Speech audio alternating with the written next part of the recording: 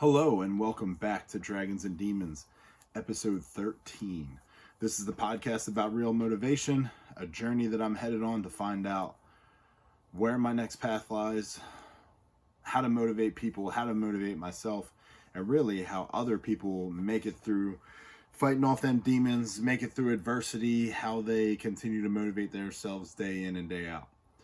Last episode, we talked with a good friend, Anthony Latino, who's built a business from the ground up, from the time he was 18 years old to now, and he's been very successful with it.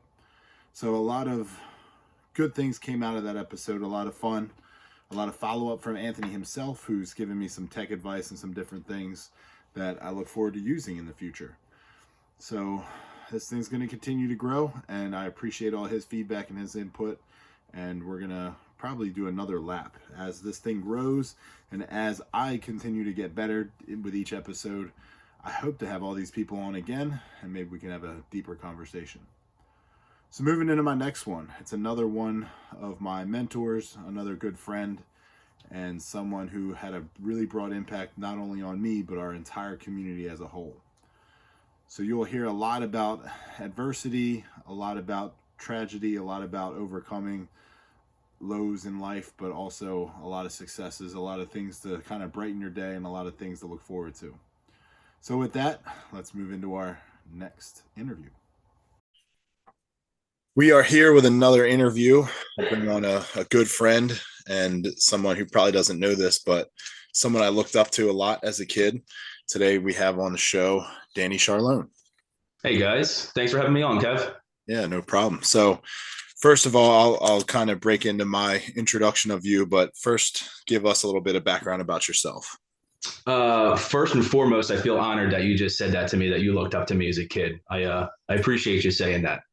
I live in Exton. I'm married to my beautiful wife, Allison, of God, this is going to be 15 years we're going to be married.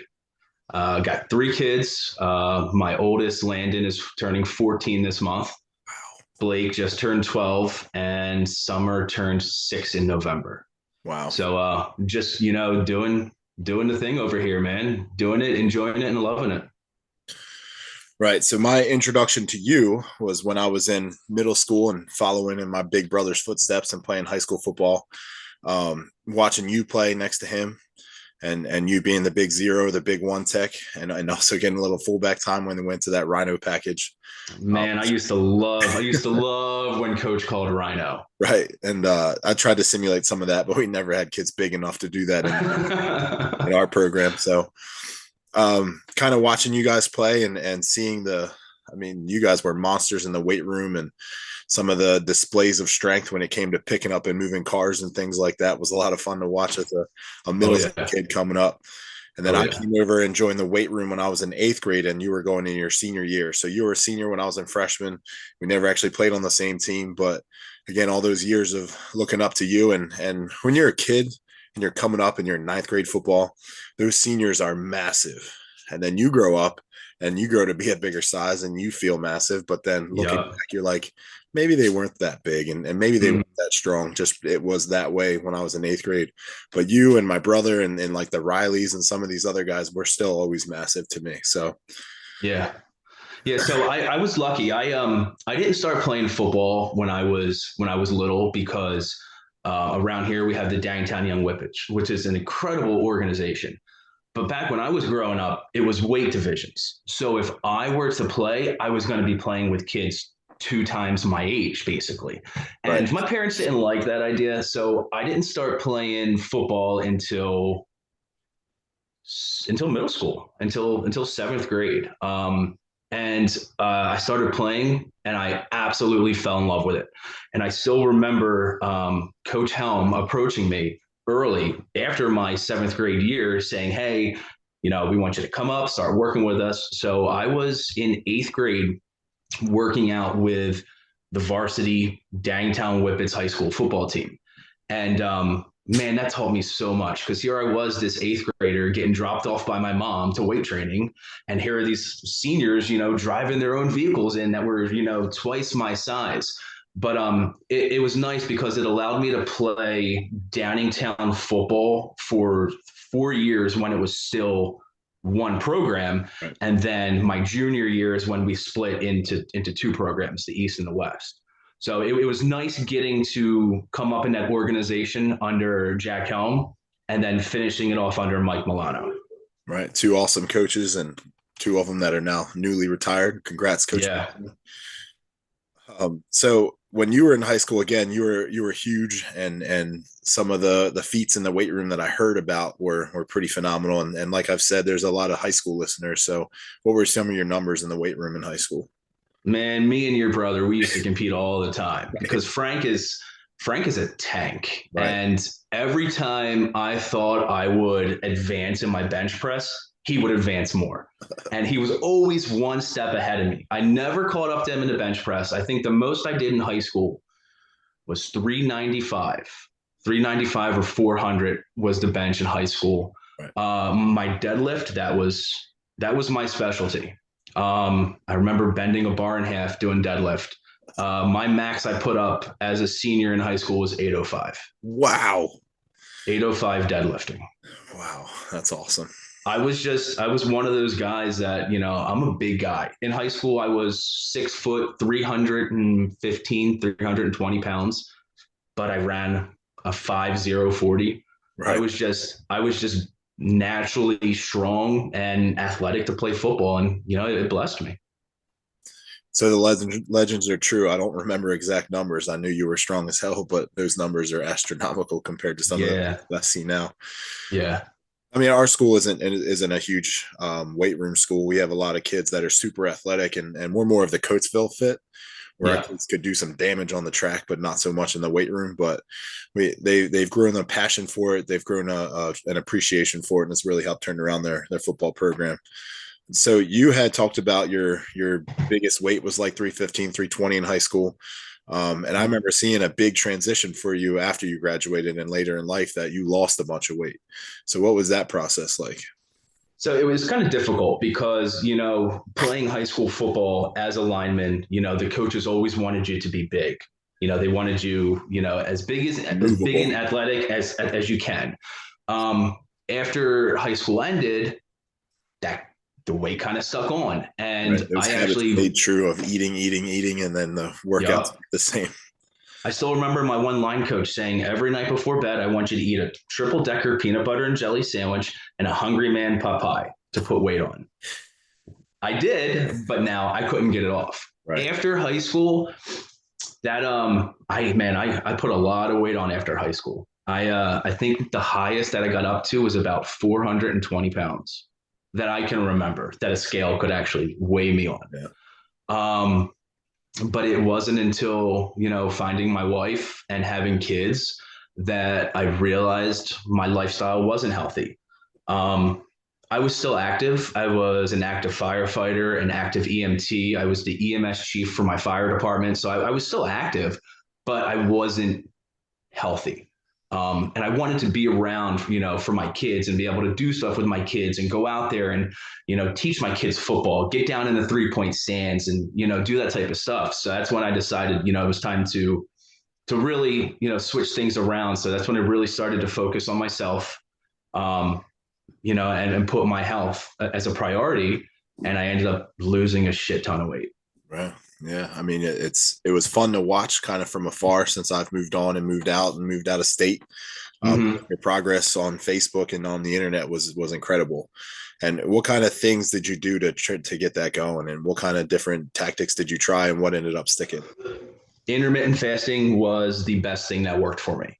I found out that if I fast for at least 18 to 19 hours a day and only have a 4 to 5 hour window to eat, but eat smart in that 4 to 5 hours, that was the best thing for me because I wasn't punishing myself by doing these, these bad diets where you're eating food that you don't like, exercising all the time. I still exercised. I still went out and I did walks. I love walking. I would walk sometimes 6 to 8 miles a day as my exercise. but the intermittent fasting, that's what I found out to be, my best source of weight loss, because I have a lot of stored body fat, and doing that intermittent fasting, that's what it used as my energy. And then I know you and I had talked online. We did the water fast. Right. That was crazy. That was a lot of fun. I actually enjoyed it. I thought I could have gone farther than 116 hours. Yeah. But yeah, that's definitely put a new perspective onto things for me. And it's just like a new level. Like when we were in high school playing sports and there was a coach pushing us and coaches yelling at us and coaches driving us, and then working out with people in the weight room, there's people there driving us. But this was like, to me, it was an ultimate test of discipline. Like, how far can I push myself? Mm-hmm. And I set my bar a little lower than you did, but to me, it was a true test of discipline. And granted, the results weren't really, it's not really about weight loss, because you're going to put it right back on with water weight, or the food that you're eating. But it's fun to watch. And it's also fun to hear people be like, how can you do this? Like, Yeah, it was mentally, it was tough, because like I said, I got 3 kids. My wife has her own business, and she's a hairstylist, so she works a lot of evenings. So it's me at home cooking for the kids. So here I am cooking all these, you're Italian, I'm Italian. You know how we cook. right. I'm cooking all these fancy meals, chicken parm, spaghetti for my kids, and I can't even taste it, because the only thing that I consumed in that 115 hours was black coffee and water. That was it. Nothing else. And it's crazy. There's 2 things that really stood out to me, and one of them is not really related to the water fast, but the water fast thing stood out for me. How like regimented and routined my body was. Like, it's around 5 o'clock. What do I do? Instead of like walking to the kitchen, I would find myself in the kitchen and be like, wait, I can't be eating now. But my body has been used to it for 35 years or whatever. So it's like, wait, what do I do with this time? How do I fill this time? You just naturally go to the fridge, open up the fridge, and you're like, I can't be eating anything in here. Right. You just naturally find yourself doing that. It's just like a habit. Yeah, it was crazy. The how I felt doing the water fast, the amount of clarity I had. I was sleeping better. I was thinking better. Now, I couldn't move as quick as I did. Like if I stood up too quick, like if I'm on the ground playing with my kids, if I like jumped up off the ground too quick, man, the room started spinning. But other than that, man, it made me feel great. And it's something that I will do again, in the future if I need to or if I want to. Right. I plan on doing them like twice a year or so. But kind of reflecting on that, it brought me back to the early days of when COVID hit, and the first time I had COVID and I lost that taste and smell. Mm-hmm. It was like, why am I still craving food? Like, I'm not going to taste pizza. I'm not going to smell it. But why do I still want it? My body still wants pizza and cheeseburgers, but it won't matter. It'll taste just like anything else I eat. It's a really weird sensation. It's your mind playing tricks on you, like it would do to us. There'd be weird cravings I would have when I'm doing this fast, and I'm like, I haven't had asparagus in like 4 months, and now I'm craving asparagus. Like, what the hell's going on? Right. And even now in the diet I've been routined into for almost 3 full months now, is I don't crave things because my body just doesn't really recall what it was like. So I'm kind of stuck in this routine of chicken and rice and beef and rice and eggs. Pizza, I'm not starving for pizza like I used to, because I used to do like a weekend cheat day or something like that. Now I don't remember what it even tastes like. So I'm just kind of continue on my schedule, on my eating schedule. And that's the thing is getting on that schedule. And when your mind is to it and you want to, you can keep to that schedule and you can block all that background noise out. Right. So the next topic, we all go through crappy times. And again, you've had a lot of adversity and tragedy, and I have too. But again, kind of seeing how you responded to some of the worst things imaginable have been outstanding, and really, again, from an outsider looking in, something that I couldn't even put myself in a situation, what you dealt with. But just seeing how you kind of took positive out of it, you've really grown some things from it. And I can't even explain how much growth I've seen from my end of it. So talk a little bit about your brother, Matt. Yeah. So my younger brother, Matt, he was diagnosed with leukemia December 17th, 2017. The following week, he was in having brain surgery, having a port put in his head. He went through chemo, radiation, did everything, went into remission, got better. and then got sick out of nowhere. And he ended up passing away January 9th. I said 2017. That was wrong. It was 2007. I'm sorry. So he was diagnosed 2007. He passed away January 2009. Man, that was some of the darkest times of my life. Nobody prepares you for the loss of your brother. It was hard. It sucked. I got depressed. I went into some dark places. And it took me a while to come out of it, but it was basically living life through him and for him that kind of, helped me clear my mind a little bit. I also give a lot of credit to my wife. We went through some dark times together after my brother passed, and she stuck by my side. She was the rock that I needed at that time. She, gave me the push in the back when I needed the push in the back. And, I probably wouldn't have come out of that if it wasn't for her. So, I mean, I owe a lot to her, for that time. But my younger brother was, man, he was a character. He was, the life of the party. He was the class clown. He always wanted to have a good time, always laughing. Right. And, we wanted to celebrate him, and we wanted people to always remember who he was. And I remember shortly after he passed, Matt had a few loves in life: baseball, hunting, and women. Not in that order, but that were his three loves in life. Yeah. And I remember somebody coming up to us after he passed and said, "Hey, why don't you guys have, a charity baseball game or a charity softball tournament?" So on a limb, we threw together this softball tournament to honor him, and the turnout we got from it has been unbelievable. We're going on 15 years now of us running this co-ed softball tournament every July, and every bit of money that we raise, we give back to the community. We have scholarships set up in his name. So we give one to a graduating baseball player and a graduating softball player. We donate money to all the local fire departments. We donate money to the Downingtown Little League. And then we look in the community for families who need it in the community. If you're going through a tough time, we're going to help you out. Right. When my brother was sick, the amount of trips that my parents had to take back and forth to the hospital, man, all those bills, they accrue, the gas, the food, parking, lodging. So we like to find, local families who went through the ordeals like we went through and just help them out a little bit, take some burden off their back. So everything we do for that tournament, every penny goes back into the community, every penny. So what kind of participation do you usually get in those? How many people come out and play? We average 17 to 18 teams per year. Wow. That come out to that. And it's usually a 2-day tournament, double elimination softball tournament. We sell food the entire weekend. We have raffle prizes. We usually set up some fun stuff for the kids to keep the kids entertained.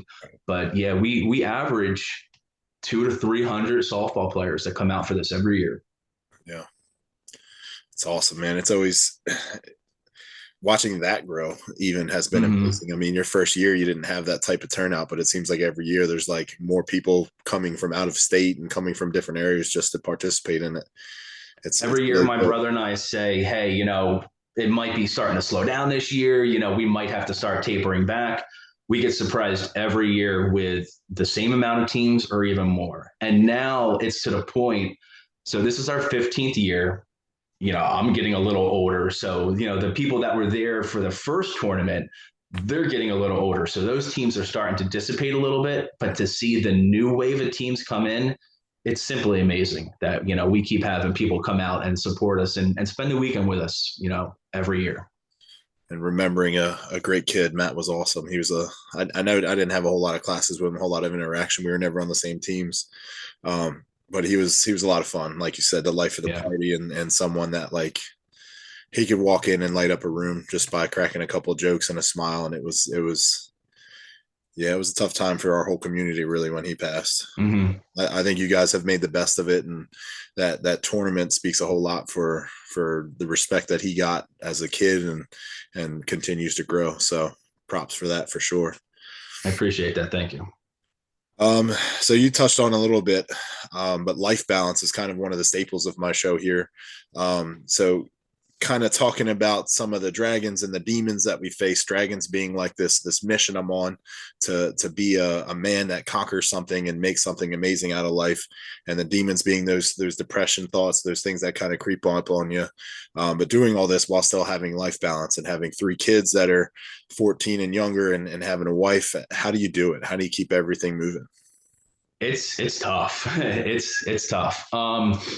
I just recently, went through some troubles. Back in 2021, at work, I got pretty injured on the job. I work at the old Lucan Steel Mill in Coatesville, which is now called Cleveland Cliffs. I was injured on the job, ended up having to have major shoulder surgery, and because of that, it fell into a workman's comp thing. Anybody who's dealt with workman's comp before knows how difficult that is. Right. Man, I went 3 to 4 months without getting a paycheck, and being, the man of the family, being, the guy that's supposed to support your family, that was hard because I didn't know, what bills I was going to pay that week, where the food was going to come from. So man, that was a difficult time. But once again, I relied on my wife. Everybody talks about, their wives. You want somebody who's going to be in your corner, who's going to have your back, who's going to support you. And when I went through those tough times, my wife took that as an opportunity to step forward and, take over and take control of things. And that's when her business started to grow. Her clientele started to grow. And she went from a part-time hairstylist to now having her own business. So she's now has her own hair salon and she's killing it. But having her there, that's what helped me. Having my kids, knowing I had to keep stepping forward, keep waking up every day, putting one foot forward, because I have kids who depend on me. It's not just me in this picture, it's my wife and it's my 3 kids as well. So that was, doing it for the kids and having her behind my back. I mean, that's what helped me, push forward when I needed to most. And nobody really talks about it, and it sounds like you've experienced, and I have to an extent, but it's so difficult just to look at yourself in the mirror when you're at your kind of low point there and be like, man, I'm supposed to be so much more than this, and I'm supposed to be so much more responsible and grown, and here I am not able to do the things that I expect myself to do. Mm-hmm. It's hard to get up and put one foot in front of the other, but then you look at your child and you're like, I have to, like, there's no second. Yeah. And there's a lot of like social media things out there where people, like, when you ask a man how he's doing, no matter what, he says, I'm fine. I'm fine. Like, yeah. I am fine, and I'm going to be fine. And I don't care. That might be the biggest feat of strength that I've ever seen in some of the people at their worst. And my dad, when he was ill, and you at some of your lower points, like, I'm fine. You're not going to hear me complain because I just got to get up and go. It's not about me. It's about everybody else around me. You got people counting on you. Right.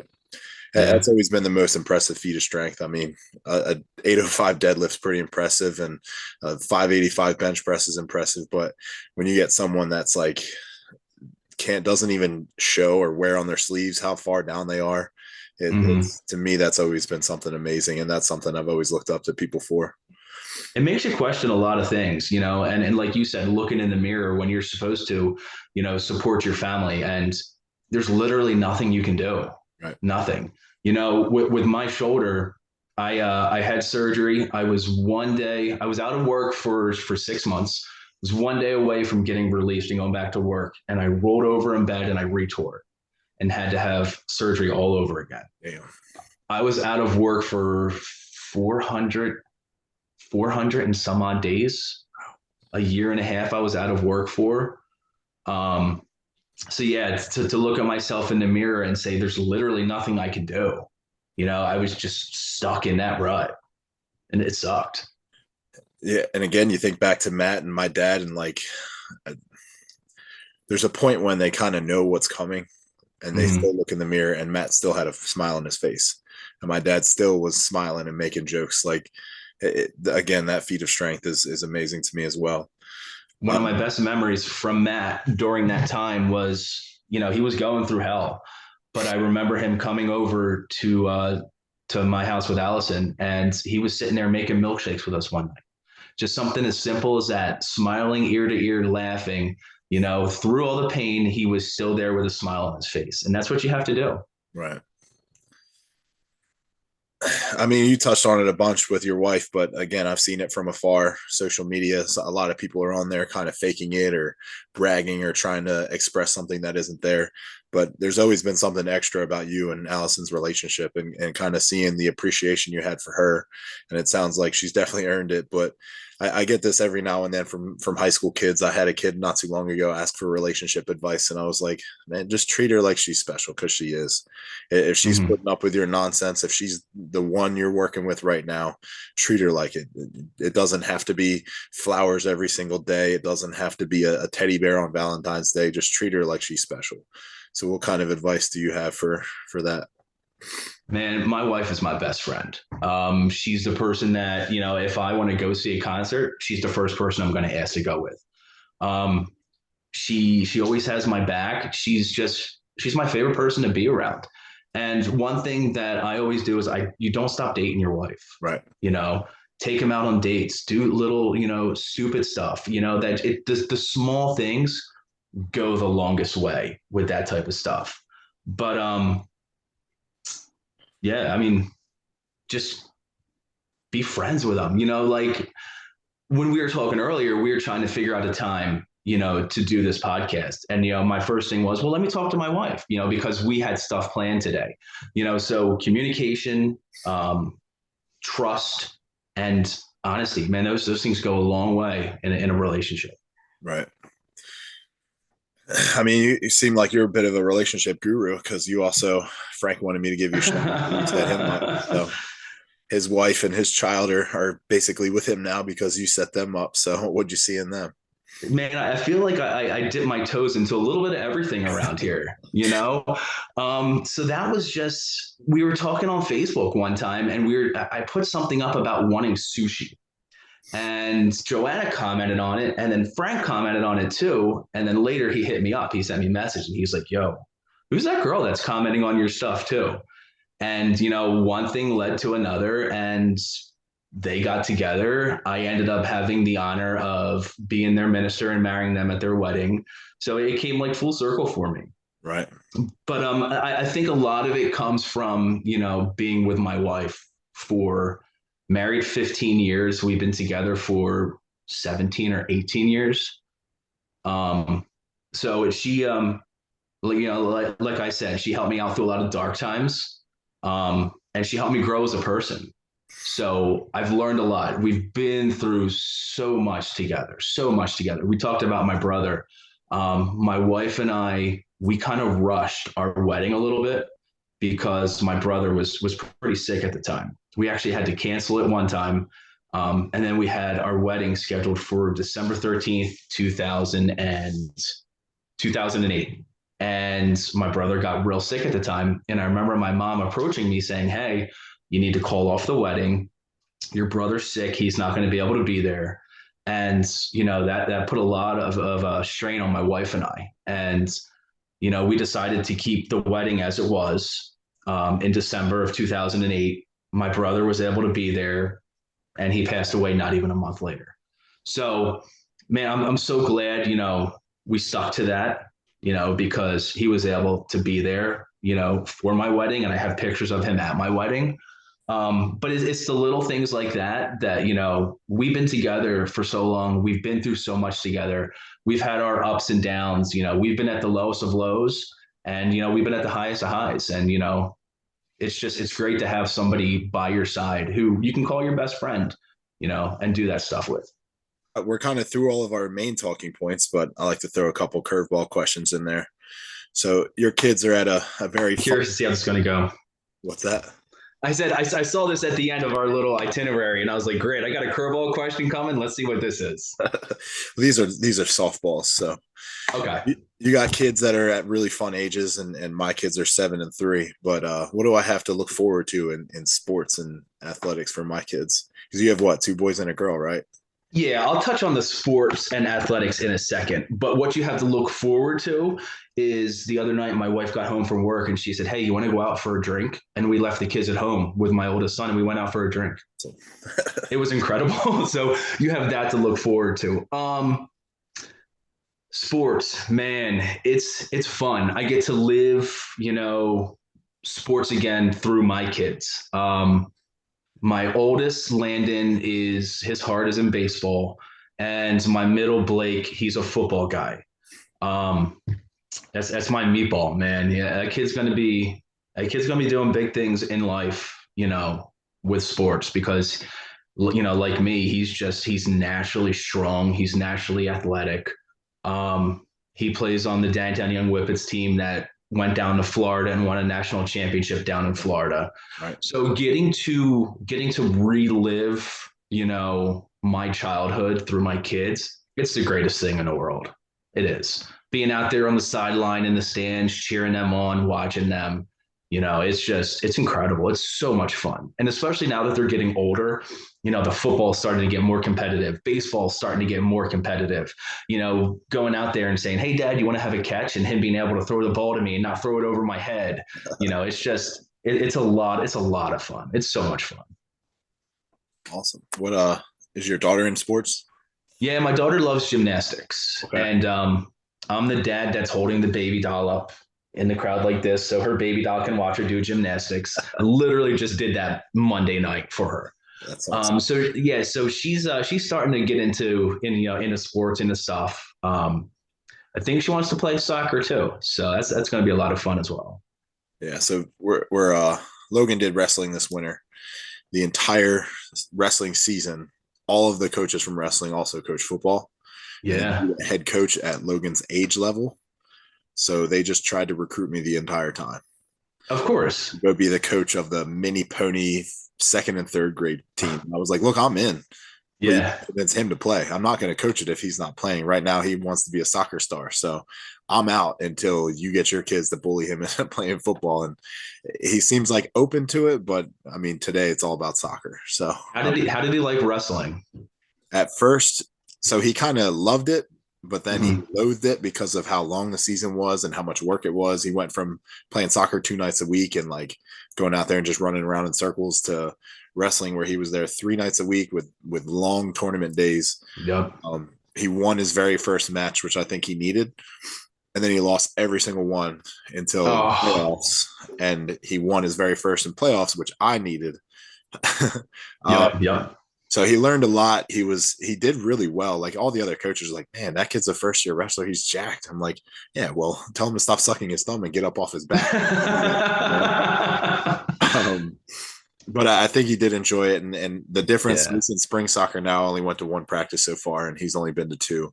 But the difference in like his discipline and attention to detail is amazing. Like he's more focused at practice.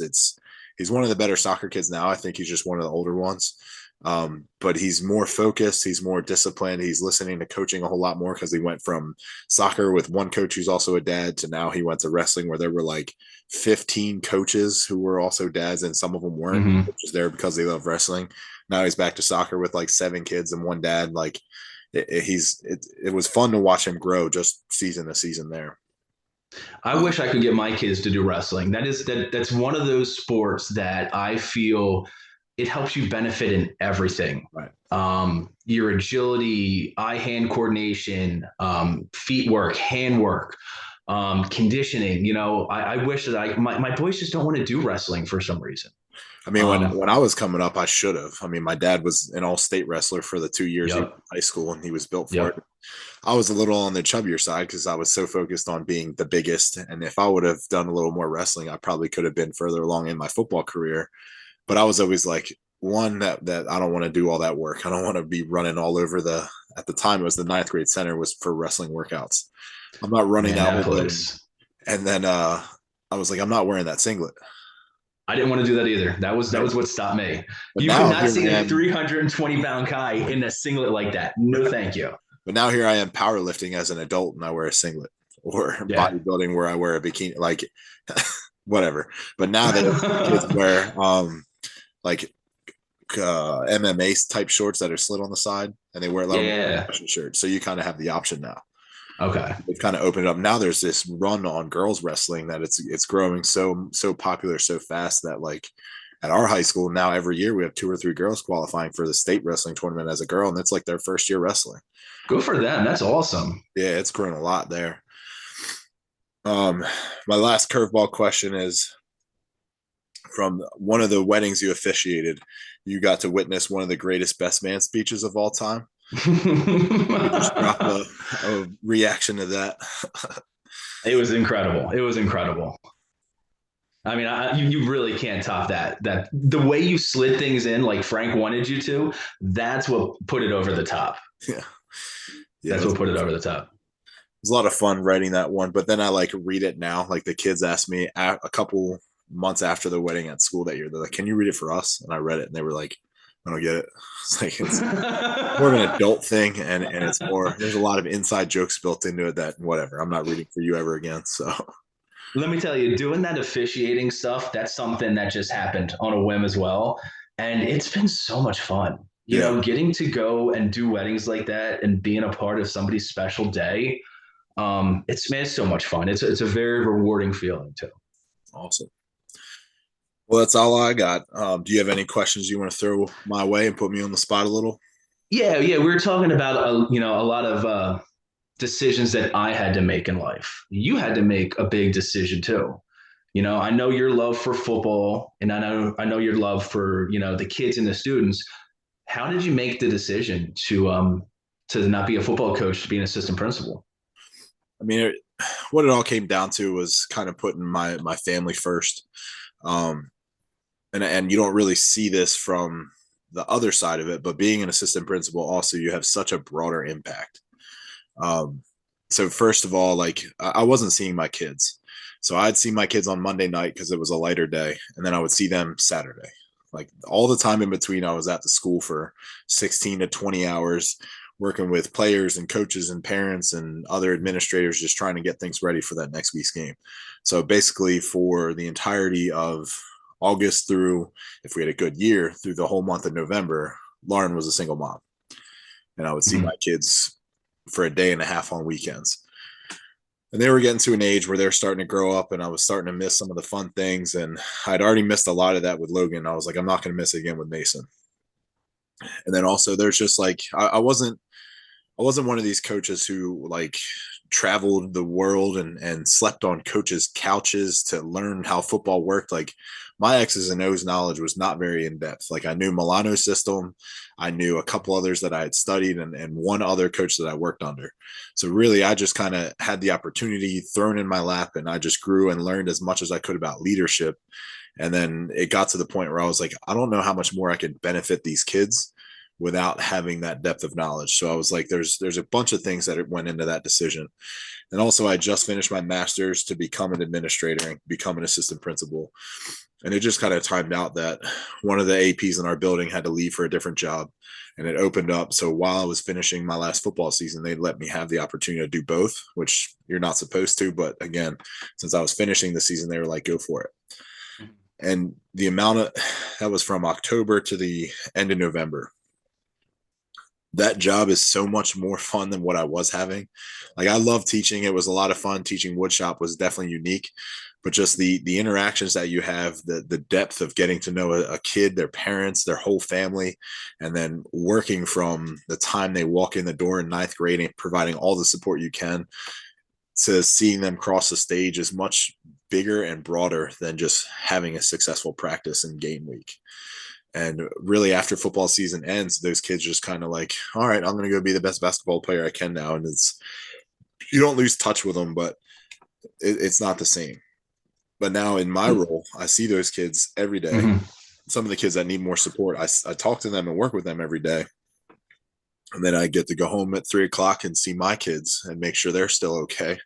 And there's an occasional late night here and there. There's meetings after hours, of course, but it's not 2 full-time jobs. It's 1 full-time job that I feel like I can have a broader impact.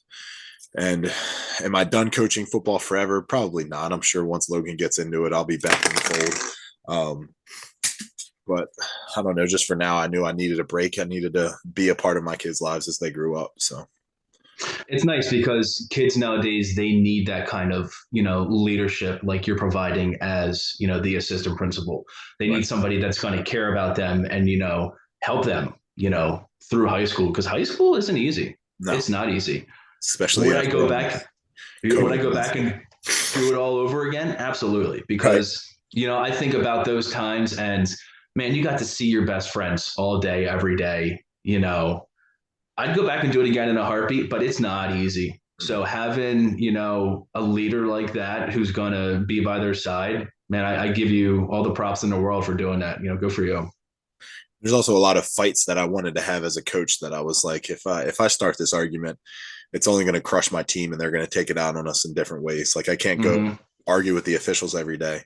But now that I have a little more sway and even just a whole lot more learning behind what I'm talking about, I can come at it from a new angle. So Yeah. instead of just being the wrestler against us, now I can like gain an understanding for what in our community or what aspects of the game as a coaching staff do we need to work on, and I can take that and roll it into my administrative side of things and talk about it from a teacher perspective and from a community perspective there. So it's just I can use my talents in both sides of that. So Yeah. but every day is a completely different day. Every Mm-hmm. day could be an emergency that a kid needs to be taken somewhere or taken home, and any other day could just be full of jokes and laughs and having a lot of fun and talking to kids every minute of every day. Like it's a lot of fun. Yeah. Another question I have for you, how do you find it easiest to balance your life out? You like to do the working out all the time, the assistant principal, and, like you said, being a father, and your kids going through sports and then still being a good husband. How do you find what works best for you to balance everything out so everybody's getting 100% of you for each thing that you need to do?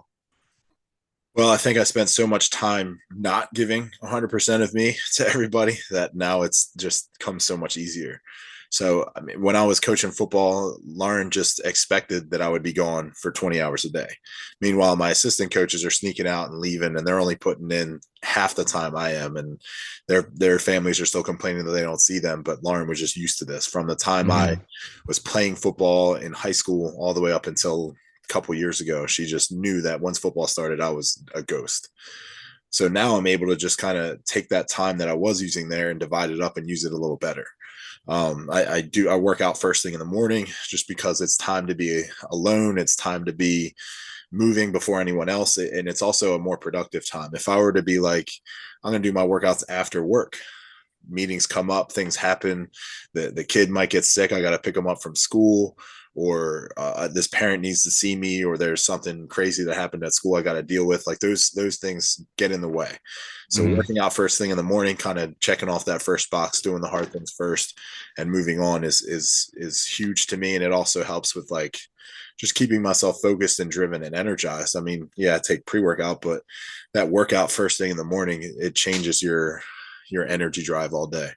Yeah. And then just putting in all that time at work and being purposeful and driven and focused there, because I'm still learning. I can't take much time to like just BS, because every part of my job I'm learning for the first time. It feels like every day. Yeah. And then when I do come home, again, I'm not at home on the phone for 45 minutes to an hour every day talking to assistant coaches about practice, talking about the game plan, talking to college recruiters. I'm at home with the occasional email that pops up that I got to respond to, the occasional phone call. Did you see what this person did? We have to deal with it tomorrow. Like it's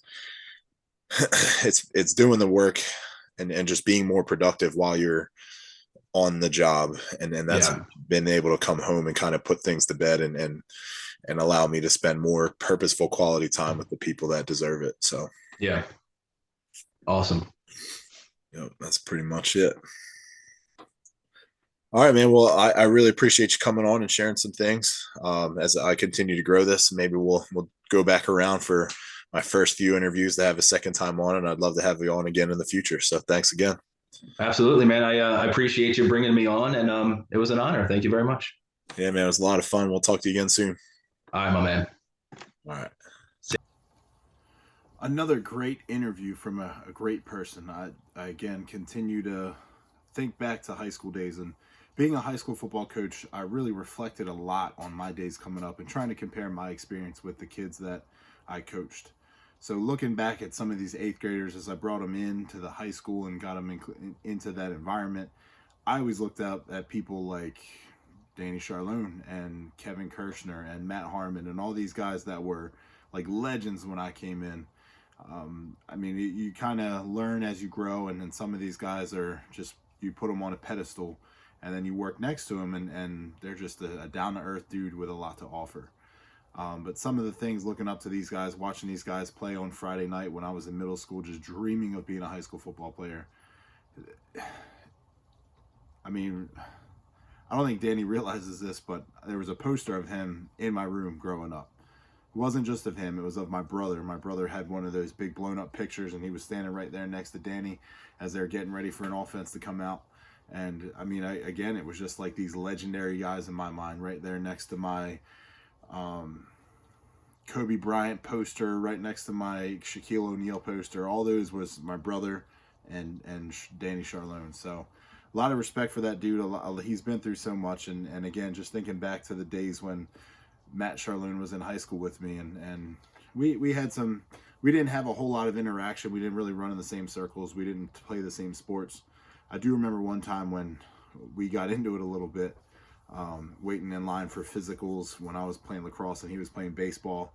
There was a little bit of a shoving match, but at like 5 minutes later, we're cracking jokes, and it was just like we were friends. So someone who's just, man, he had a contagious smile, had a great spirit, and his spirit lives on in things like the Bats Like Matt tournament, and things like just the way that I'm sure the impact that it had on Dan Ciarlone, the way he raised his kids and the way he treats people, it has broadly been impacted by having a younger brother as strong-willed and as positive as Matt was. So, man, it really opens your eyes having conversations like that, and I kind of reflected in the middle of that, thinking about my lows and just thinking about how hard it is to be someone who feels like they need to be able to do more.